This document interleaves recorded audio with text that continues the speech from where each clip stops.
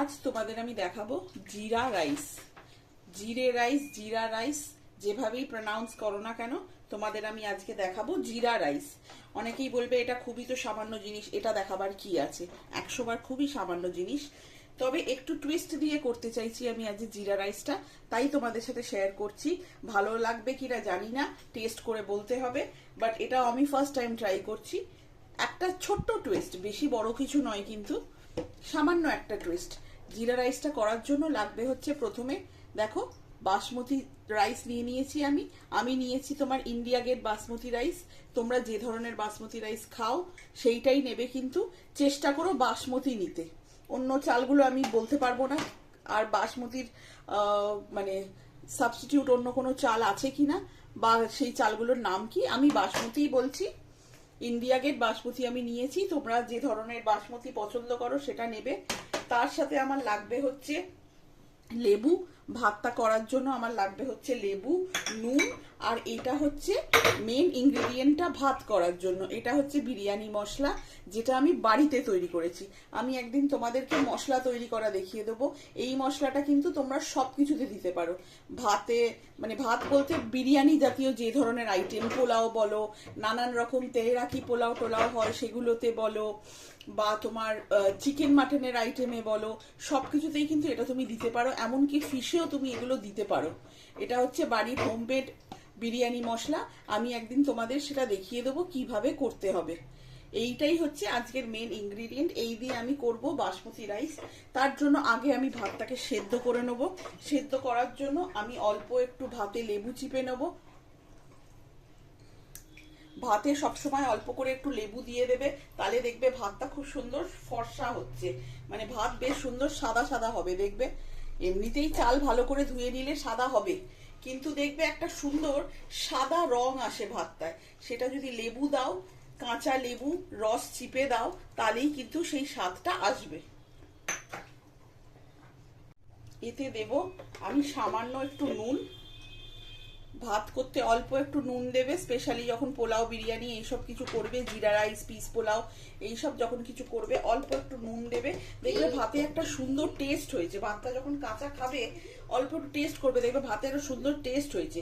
সেই টেস্টটা কিন্তু পুরো ফ্লেভারটাকে এনহ্যান্স করে দেবে। ধরো হালকা কোনো রান্না করছো, পিস পোলাও, জিরা রাইস, যেগুলোতে বেশি বেশি কিছু যায় না মাল মশলা, সেগুলোতে কিন্তু এইটা খুব ভালোভাবে এনহ্যান্স করে দেবে নুনটা যদি দাও। এবার দিয়ে দেবো হচ্ছে আমি এই মশলাটা, বিরিয়ানির মশলা পরিমাণ মতন তোমরা কিন্তু দিয়ে দেবে। এটা আমি একদিন বাড়িতে বানানো দেখিয়ে দেবো তোমাদেরকে। আমার আর কিচ্ছু লাগবে না, কিন্তু চাল নিলাম, চালটা ধুয়ে রেখেছিলাম, এই মশলাটা দিলাম, নুন আর লেবু। এবার আমি পরিমাণ মতন জল দিয়ে দেবো, নিয়ে ভাতটাকে সেদ্ধ হতে বসিয়ে দেবো। ভাতটা ফোটার পরে আমি জিরা রাইসটা কমপ্লিট করব। এবার আমি এটাকে শুদ্ধ সেদ্ধ হতে বসিয়ে দেবো, আর কিন্তু কিচ্ছু করব না এখন। এবার ভাতটা আমার ফুটবে, তারপর আমি তোমাদের দেখাবো জিরা রাইসটা কি করে করছি। দেখো আমার কিন্তু ভাত ডান। আমি বিরিয়ানি মশলা দিয়ে, লেবু দিয়ে, নুন দিয়ে যে ভাতটা করেছিলাম সেটা কিন্তু আমার কমপ্লিট হয়ে গেছে। এবার আমি ভাতটাকে জাস্ট ঘি দিয়ে নেড়ে নেবো, কিভাবে আমি তোমাদের দেখাচ্ছি। আমি একটা প্যান বসিয়ে দিলাম, গ্যাসটা অন করে আমি অল্প একটু ঘি দিয়ে দেবো। এটা কিন্তু ঘিতেই হবে, সেই হিসাবে কিন্তু তোমরা দেবে। এটা কিন্তু ঘিতেই হবে, পুরো রান্নাটা, পুরো ভাতটা কিন্তু ঘিতেই হবে, সেই হিসাবে কিন্তু তোমরা দেবে। খবরদার এতে সাদা তেল বা সর্ষের তেল ব্যবহার করতে যেও না। জিরা রাইস তো সেরাম কিছুই নয়, শুধুই জিরে টিরে দিয়ে করা, যার জন্য কিন্তু ফ্লেভারটা আসবে না তোমরা যদি ঘি ব্যবহার না করো। শুধুই ঘি দিয়ে এই রান্নাটা হবে, আর কিন্তু কিছু দিতে পারবে না এতে। ঘিটা আমার গরম হয়ে গেছে, আমি এতে পরিমাণ মতন জিরে দেব। যেহেতু রাইসে জিরা রাইস বলছি, সেহেতু জিরের পরিমাণটা একটু বেশি থাকবে, তবে চেষ্টা করো জিরেটা কালো যাতে না হয়ে যায়। তারপরে আমি দিয়ে দেবো হচ্ছে গোটা গরম মশলা, আর কিন্তু কিচ্ছু না, গোটা গরম মশলা, জিরে। এটা জিরেটা চেষ্টা করবে যাতে কালো না হয়ে যায়। এবার কিন্তু আমি ভাতটা দিয়ে দেবো। এবার আমি ঘিয়ের মধ্যে আমার ভাতটা ছেড়ে দেবো।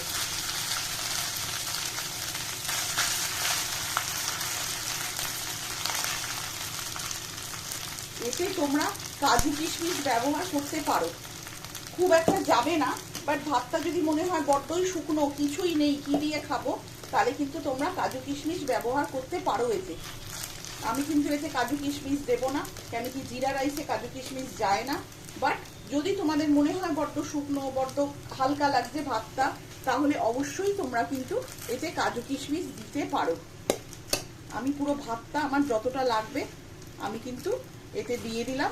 এবার অল্প একটু নুন দেবো, ভাত সেদ্ধ করার সময় কিন্তু আমি নুন দিয়েছি, সেটা বুঝে শুনে কিন্তু তোমরা নুন দেবে।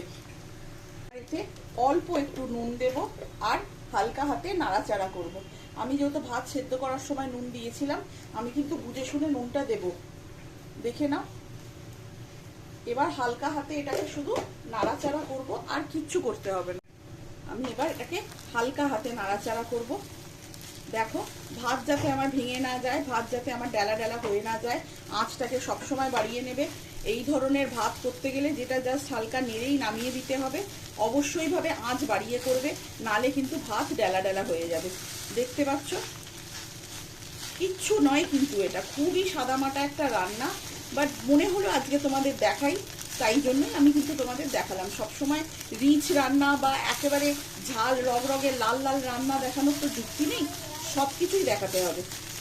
দেখো, আর কিন্তু কিচ্ছু করবে না। এবার লাস্টে একটা মেয়ে ইনগ্রিডিয়েন্ট দেবে, সেটা আমি দেখাচ্ছি। আমি কিন্তু আঁচটা বাড়িয়ে রেখেছি। চেষ্টা করবে যে ভাতগুলো, যে রান্নাগুলো ভাতের রান্না স্পেশালি, এবং সেগুলো শুধু একটু হালকা নাড়াচাড়া করেই নামিয়ে নিতে হবে, সেগুলো কিন্তু সবসময় আঁচ বাড়িয়ে করবে। আর স্পেশালি যদি তোমরা বাসমতি চাল দিয়ে করো, নাহলে কিন্তু ভাত তোমরা সামলাতে পারবে না। যদি তোমরা এক্সপার্ট হও সেটা আলাদা ব্যাপার, আমার সেখানে কিচ্ছু বলার নেই, কোনো টিপস দেওয়ারও প্রয়োজন নেই, কিন্তু যারা পারো না সামলাতে, আমি তাদের জন্য কিন্তু কথাটা বললাম। এবার আমি এতে দেব হচ্ছে 1 ছিপি মতন কেওড়া জল, শুধু 1 ছিপি মতন কেওড়া জল এতে দিয়ে দেবে নামাবার আগে। হালকা করে নেড়ে সুন্দর একটা মুগলাইয়ানা ফ্লেভার আসবে, দেখবে, যেটা ভাল লাগবে, পুরো রান্নাটাকে কিন্তু এনহ্যান্স করে দেবে। দেখো, একবার ট্রাই করে, আর কিন্তু কিচ্ছু না। এবার আমি গ্যাস অফ করে সার্ভ করে দেবো। দেখো, আমার জিরা রাইস কিন্তু ডান। কিচ্ছু না, খুব সিম্পল ইনগ্রেডিয়েন্ট দিয়ে, কিছুই দিইনি সেরাম, শুধুই ঘি আর ওই যে গরম মশলাটা দেখালাম সেটার কিন্তু একটা ফ্লেভার। আর সবচেয়ে মেন জিনিস যেটা দেবে সেটা হচ্ছে কেওড়া জল। শুধু এইটুকু জিনিস দিয়ে তৈরি করে নিলাম আজকে তোমাদের রেসিপি জিরা রাইস। আজকের জন্য এটাই রইল, কালকে একটা নতুন রেসিপি নিয়ে আবার আমি আসব। আজকের জন্য চললাম, তোমরা অবশ্যই খেয়ে বলবে, বানিয়ে খেয়ে বলবে কিরাম লাগলো তোমাদের।